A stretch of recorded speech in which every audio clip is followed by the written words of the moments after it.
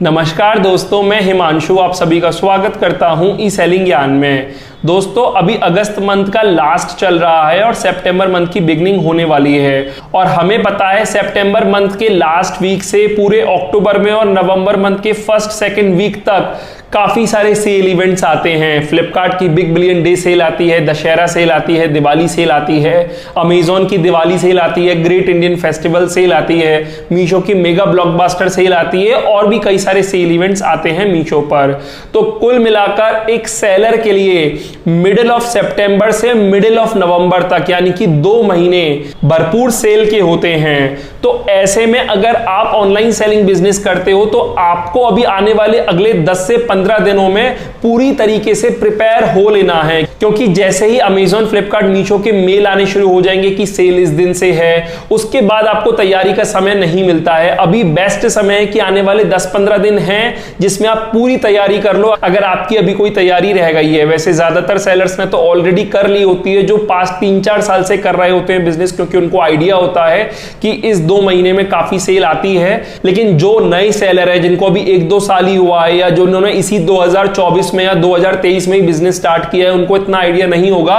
तो इसलिए ये वीडियो उनके लिए तो बहुत इंपॉर्टेंट होने वाली है।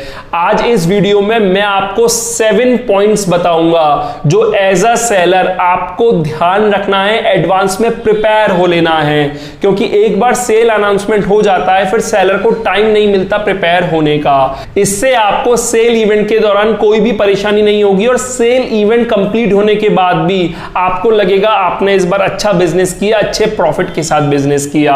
तो मैं आपको बताता हूं सभी 7 पॉइंट्स, एक एक करके सभी पॉइंट्स को ध्यान से सुनिएगा। तो बिना देरी कर वीडियो की शुरुआत करते हैं। सबसे पहला पॉइंट है न्यू लिस्टिंग। देखिए, मैं आपको बताऊं, अगर आपको अपने बिजनेस में कोई नए प्रोडक्ट आप लेकर आए हो या आने वाले हो तो अगले 10 से 15 दिन में लाकर उसे लिस्ट कर दो। देखो, अब जो आप लिस्ट कर दोगे 10 सितंबर 15 सितंबर तक, उसके बाद आप अगर लिस्टिंग करो तो फिर दिसंबर मंथ में करना। अक्टूबर नवंबर महीना नहीं होता लिस्टिंग करने का। आप 5-10 सितंबर तक लिस्टिंग कर दो। कोई नया प्रोडक्ट अगर आप लाने वाले हो या लाए हो तो उसकी फोटोग्राफी करके उसकी लिस्टिंग करो एज सुन एज पॉसिबल, क्योंकि फिर इसके बाद 2 महीने तक आपको समय नहीं मिलता, आप ऑर्डर रिलेटेड ऑपरेशंस में बिजी हो जाते हो। सेकेंड पॉइंट है प्राइस अपडेट। एक्चुअली होता क्या है कि एक बार जब अमेजॉन, फ्लिपकार्ट और मीशो वाले सेल अनाउंस कर देते हैं ना, तो वो सेलर्स को रिस्ट्रिक्ट करते हैं। मतलब वो सेलर्स को बोलते हैं कि अब आप प्राइस को नहीं बढ़ा सकते। मतलब ऐसे में मार्केट प्लेस वाले ये भी चाहते हैं कि सेलर ऑफर्स में पार्टिसिपेट करे, यानी कि डिस्काउंट्स दे, क्योंकि सेल इवेंट में जो मार्केट प्लेस है वो कस्टमर को अट्रैक्ट ही इसी बात से करता है कि आपको हर प्रोडक्ट पर, हर प्रोडक्ट कैटेगरी पर डिस्काउंट्स अच्छे मिलेंगे। तो ऐसे में वो सेलर से एक्सपेक्ट करते हैं कि डिस्काउंट दे सेलर। तो उस वक्त सेलर को लगता है कि हम थोड़ा प्राइस बढ़ा लेते हैं और फिर डिस्काउंट दे देंगे, जिससे कि सेलर को लॉस नहीं होगा। लेकिन मार्केट प्लेस वाले वहीं आपको रिस्ट्रिक्ट कर देते हैं कि आप प्राइस बढ़ा नहीं सकते। तो इसलिए अभी सही समय है कि अगर आपको कोई प्राइस में अपडेट करना है, प्राइस बढ़ाना है, तो अभी बढ़ा लो।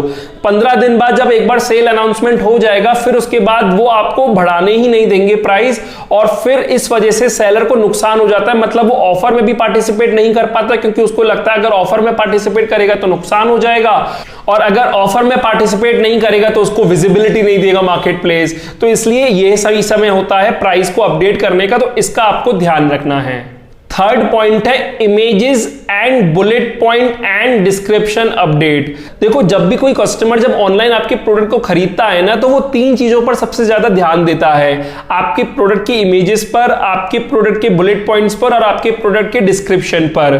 इसके अलावा ऑब्वियसली प्राइस पर भी ध्यान देता है, लेकिन प्राइस कोई ऐसी चीज नहीं है जिसको आप फैंसी बना सको। मेरे कहने का मतलब यह है कि इमेजेस, बुलेट पॉइंट और डिस्क्रिप्शन को आपको अट्रैक्टिव बनाना है, आपको फैंसी बनाना है, मॉडर्न स्टाइल के हिसाब से बनाना है, जिससे कि कस्टमर आपकी लिस्टिंग को देखकर, आपके प्रोडक्ट की इमेज देखकर, आपके बुलेट पॉइंट को पढ़कर अट्रैक्ट हो सके और आपका प्रोडक्ट खरीदने के लिए मजबूर हो जाए। आपको इस तरीके से लिस्टिंग करनी है। तो अगर आपको लगता है कोई प्रोडक्ट आपका बढ़िया है और आपने पास्ट में उसकी लिस्टिंग सिर्फ ऐसे ही कर दी है कि लिस्टिंग आपको करनी है, ज्यादा ध्यान से नहीं की है, तो यह सही समय है कि आप अपनी एग्जिस्टिंग लिस्टिंग को ऑप्टिमाइज करो, बुलेट पॉइंट्स, इमेजेस और डिस्क्रिप्शन को अपडेट कर लो। तो इस चीज का भी आपको ध्यान रखना है। फोर्थ पॉइंट है प्रोडक्ट स्टॉकिंग। देखो मैंने आपको बताया 2 महीने सेल इवेंट के रहते हैं और उस वक्त ना अगर आपकी सेल आनी शुरू हो जाए और फिर आपका प्रोडक्ट आउट ऑफ स्टॉक हो गया तो उस वक्त एक सेलर को बहुत ज्यादा दुख होता है। तो एज अ ऑनलाइन सेलर मैं आप सभी सेलर्स से रिक्वेस्ट करता हूं कि अगर आपको लगता है कोई प्रोडक्ट आपका नॉर्मल डेज में अच्छा बिकता है तो डेफिनेटली उसकी सेल इवेंट के दौरान अच्छी सेल आने वाली है, तो उसकी आप स्टॉकिंग एडवांस में कर लो जिससे कि एंड टाइम पे आपको शॉर्टेज ना पड़े। फिफ्थ पॉइंट है पैकेजिंग मटेरियल रेडी। देखो आप स्टॉक खरीद रहे हो प्रोडक्ट का तो साथ ही साथ आपको ध्यान रखना है कि पैकेजिंग मटेरियल की भी शॉर्टेज ना पड़े, तो आपको पैकेजिंग मटेरियल को भी एडवांस में एक्वायर कर लेना है। आपको कम से कम इतना कर लेना है कि 2 महीने आपको शॉर्टेज नहीं आनी चाहिए।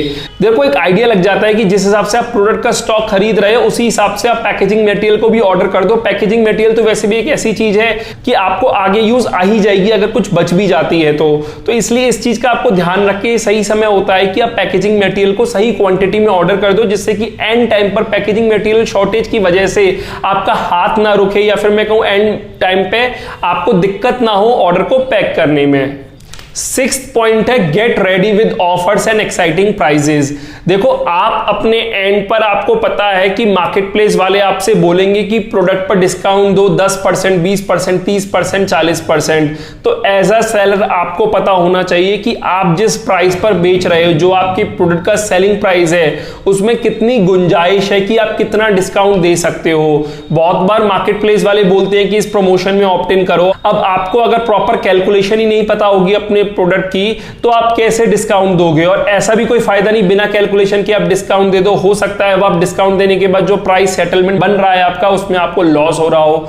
तो इसलिए एज अ सेलर आपको ध्यान रखना है कि आप अपने एंड पर रेडी रहो, क्या क्या ऑफर या क्या क्या प्रमोशन में आप ऑप्ट इन कर सकते हो। आपको यह ध्यान रखना है कि आप किसी प्रोडक्ट पर 10% का ऑफर दे सकते हो या 20% का ऑफर दे सकते हो, मतलब कितना डिस्काउंट आप अपने प्रोडक्ट पर दे सकते हो इसके बारे में आपको नॉलेज होनी चाहिए। और 7th और लास्ट पॉइंट है start implementing data management on priority. देखो सितंबर मंथ की बिगनिंग से ही मैं आप सभी सेलर से रिक्वेस्ट करता हूं कि आप डेटा मैनेज करना शुरू कर दो अगर अभी तक आपने नहीं किया है तो। जो भी डेली के ऑर्डर आप डिस्पैच करते हो उसको आप एक जगह लिखा करो, जो भी डेली के रिटर्न आते हैं उसको आप एक जगह लिखा करो जिससे कि प्रॉपरली डेटा मैनेज कर सको, क्योंकि जब तक आप ऑर्डर और रिटर्न का सिस्टम नहीं बनाओगे आपको इस बिजनेस में लॉस होना तय है।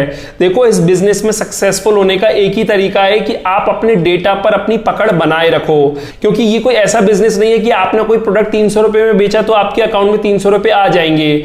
बहुत सारे टैक्सेस और फीस का कलेक्शन होकर कट डिडक्ट होता है आपके प्रोडक्ट की सेलिंग प्राइस में से और फिर आपको सेटलमेंट मिलता है। तो एज अ सेलर आपको नॉलेज होनी चाहिए कि जो सेटलमेंट मिल रहा है उसमें आपको प्रॉफिट हो रहा है या लॉस हो रहा है।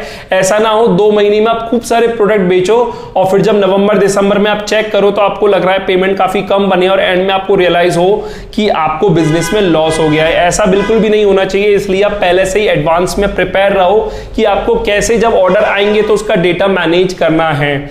इसके लिए मैंने एक कोर्स भी बनाया हुआ है, आप चाहे तो उससे सीख सकते हैं, उसका लिंक वीडियो के डिस्क्रिप्शन में मैंने दे दिया है। आप उस कोर्स से भी सीख सकते हैं, वरना आप खुद से भी अपने एंड पे ट्राई करके डेटा मैनेज कर सकते हैं।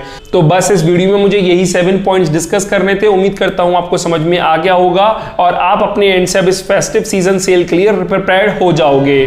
तो अभी इस वीडियो में इतना ही। उम्मीद करता हूं वीडियो आपको अच्छी लगी होगी और हेल्पफुल रही होगी। वीडियो अच्छी लगी और हेल्पफुल रही हो तो इस वीडियो को लाइक कर दीजिएगा।